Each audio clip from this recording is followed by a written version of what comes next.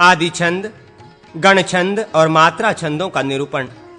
अग्निदेव कहते हैं, वशिष्ठ जी, 104 अक्षरों का उत्कृति छंद होता है। जैसे यजुर्वेद में होता, यक्ष, दक्षिणौ, छागस्य इत्यादि। उत्कृति छंद में 4-4 घटाते जाएं तो क्रमशः निम्नांकित छंद होते हैं। 100 अक्षरों की अभिकृति, 96 अक्षरों की संस्कृति, 92 अक्षरों की विकृति, 88 अक्षरों की आकृति, 84 अक्षरों की प्रकृति, 80 अक्षरों की कृति, 76 अक्षरों की अधिकृति, 72 अक्षरों की धृति, 68 अक्षरों की अत्यष्टिति, 64 अक्षरों की अष्टि, 60 अक्षरों की अतिशक्करी, 56 अक्षरों की शक्करी, 52 अक्षरों की अतिजगती तथा 48 अक्षरों की जगती होती है। यहाँ तक केवल वैदिक छंद हैं। यहाँ से आगे लौकिक छंद का अधिकार है। गायत्री से लेकर त्रिष्टुप तक जो आर्ष छंद वैदिक छंदों में गिनाए गए हैं, वे लौकिक छंद भी हैं। उनके नाम इस प्रकार है: त्रिष्टुप, पंक्ति, वृहति, अनुष्टुप, उष्णिक और गायत्री।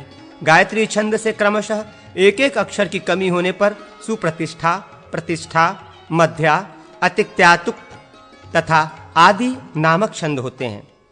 छंद के चौथाई भाग को पाद या चरण कहते हैं। छंद 3 प्रकार के हैं: गण छंद, मात्रा छंद और अक्षर छंद। पहले गण छंद दिखलाया जाता है। 4 लघु अक्षरों की गण संख्या होती है। आर्या के लक्षणों की सिद्धि ही इस संख्या का प्रयोजन है। ये गण 5 हैं: कहीं आदि गुरु, कहीं मध्य गुरु, कहीं अंत्य गुरु, कहीं सर्व गुरु और कहीं चारों अक्षर लघु होते हैं। एक गुरु 2 लघु अक्षरों के बराबर होता है। अतः जहां सब लघु हैं वहां 4 अक्षर तथा जहां सब गुरु हैं वहां 2 अक्षर दिखाई गए हैं। अब आर्या का लक्षण बताया जाता है। 7.5 गणों की अर्थात 30 मात्राओं या 30 लघु अक्षरों की आदि आर्या होती है। आर्या में गुरु वर्ण की 2 मात्रा या 2 लघु मानकर गिनना चाहिए। आर्या छंद के विषय गणों में जगण का प्रयोग नहीं होता, किंतु छठा गण अवश्य जगण होना चाहिए, अथवा वो नगण और लघु यानी सब का सब लघु भी हो सकता है।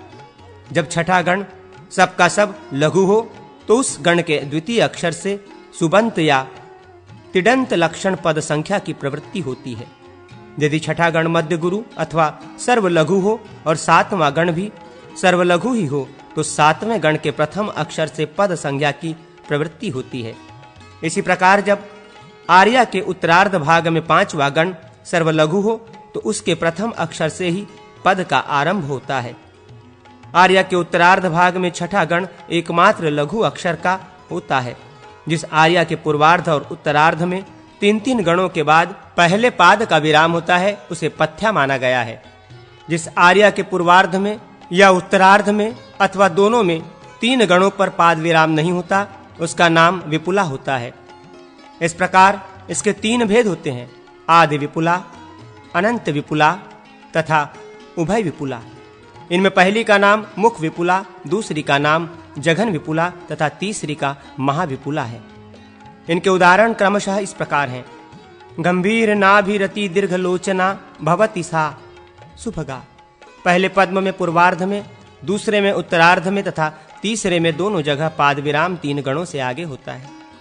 जिस आर्या छंद में द्वितीय तथा चतुर्थ गण गुरु अक्षरों के बीच में होने के साथ ही जगन अर्थात मध्य गुरु हो उसका नाम चपला है। तात्पर्य यह है कि चपला नामक आर्या में प्रथम गण अंत्य गुरु, तृतीय गण 2 गुरु तथा पंचम गण आदि गुरु होता है। शेष गण पूर्ववत रहते हैं। पूर्वार्ध में चपला का लक्षण हो तो उस आर्या का नाम मुख चपला होता है। परार्ध में चपला का लक्षण होने पर उसे जघन चपला कहते हैं। पूर्वार्ध और परार्ध दोनों में चपला का लक्षण संगठित होता हो तो उसका नाम महाचपला है। जहां आर्या के पूर्वार्ध के समान ही उत्तरार्ध भी हो तो उसे गीति नाम दिया गया है। तात्पर्य यह है कि उसके उत्तरार्ध में भी छठा गण मध्य गुरु अथवा सर्व लघु करना चाहिए। इसी प्रकार जहां आर्या के उत्तरार्ध के समान ही पूर्वार्ध भी हो उसे उपगीति कहते हैं। आर्या के पूर्वोक्त क्रम को विपरीत कर देने पर उद्गीति नाम पड़ता है। सारांश ये कि उसमें पूर्वार्ध को उत्तरार्ध में और उत्तरार्ध को पूर्वार्ध में रखा जाता है। यदि पूर्वार्ध में 8 गण हो तो आर्या गीति नामक छंद होता है। कोई विशेषता न होने से इसका उत्तरार्ध भी ऐसा ही समझना चाहिए। यहाँ भी छठे गण में मध्य गुरु और सर्व लघु इन दोनों विकल्पों की प्राप्ति थी। उसके स्थान में केवल एक लघु का विधान है। अब मात्रा छंद बतलाया जाता है।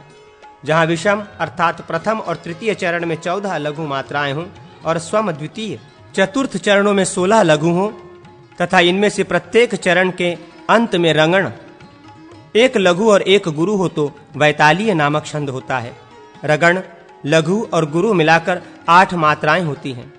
इनके सिवा प्रथम तृतीय पादों में 6-6 मात्राएं और द्वितीय चतुर्थ चरणों में 8-8 मात्राएं ही शेष रहती हैं। इन्हें जोड़कर ही 14-16 मात्राओं की व्यवस्था की गई है। वैतालीय छंद के अंत में एक गुरु और बढ़ जाए तो उसका नाम औपछंदक स होता है। पूर्वोक्त वैतालीय छंद के प्रत्येक चरण के अंत में जो रगण, लघु और गुरु की व्यवस्था की गई है, उसकी जगह यदि भगण और 2 गुरु हो जाएं तो उस छंद का नाम आपातलिका होता है। उपर्युक्त वैतालीय छंद के अधिकारों में जो रगण आदि के द्वारा प्रत्येक चरण के अंत में 8 लकारों का नियम किया गया है, उनको छोड़कर प्रत्येक चरण में जो लकार शेष रहते हैं, उनमें से सम लकार विषम लकार के साथ मिल नहीं सकता, अर्थात दूसरा तीसरे के साथ और चौथा पांचवे के साथ संयुक्त नहीं हो सकता। उसे पृथक ही रखना चाहिए। इससे विषम लकारों का सम लकारों के साथ मेल अनुमोदित होता है। द्वितीय और चतुर्थ चरणों में लगातार 6 लकार पृथक पृथक नहीं प्रयुक्त होने चाहिए। प्रथम और तृतीय चरणों में रुचि के अनुसार किया जा सकता है। अब प्राच्य वृत्ति नामक वैतालीय छंद का दिग्दर्शन कराया जाता है। जब दूसरे और चौथे चरण में चतुर्थ लकार मात्रा पंचम लकार के साथ संयुक्त हो तो उसका नाम प्राच्य वृत्ति होता है। यद्यपि सम लकार का विषम लकार के साथ मिलना निषिद्ध किया गया है, तथापि वो सामान्य नियम है। प्राच्य वृत्ति आदि विशेष स्थलों में उस नियम का अपवाद होता है। शेष लकार पूर्वोक्त प्रकार से ही रहेंगे। जब प्रथम और तृतीय चरण में दूसरा लकार तीसरे के साथ मिश्रित होता है, तब उदिच्य वृत्ति नामक वैतालीय कहलाता है। शेष लकार पूर्वोक्त रूप में ही रहते हैं। जब दोनों लक्षणों की एक साथ ही प्रवृत्ति हो, अर्थात द्वितीय और चतुर्थ पादों में पंचम लकार के साथ चौथा मिल जाए और प्रथम एवं तृतीय चरणों में तृतीय के साथ द्वितीय लकार संयुक्त हो जाए तो प्रवर्तिक नामक छंद होता है। जिस वैतालीय छंद के चारों चरण विषम पादों के ही अनुसार हों, अर्थात प्रत्येक पाद 14 लकारों से युक्त हों तथा द्वितीय लकार तृतीय से मिला हो, उसे चारुहासिनी कहते हैं। जब चारों चरण सम पादों के लक्षण से युक्त हों, अर्थात सब में 16 लकार मात्राएं हों और चतुर्थ लकार पंचम से मिला हो, तो उसका नाम अपरांतिका है। जिसके प्रत्येक पाद में 16 लकार हों किंतु पाद के अंतिम अक्षर गुरु ही हों, तो उसे मात्र समक नामक छंद कहा गया है। साथ ही इस छंद में नवम लकार किसी से मिला नहीं रहता। जिस मात्रा समक के ही चरण में 12वां लकार अपने स्वरूप में ही स्थित रहता है, किसी से मिलता नहीं, उसका नाम वानवासिका है। जिसके चारों चरणों में 5वां और 8वां लकार लघु रूप में ही स्थित रहता है, उसका नाम विश्लोक है।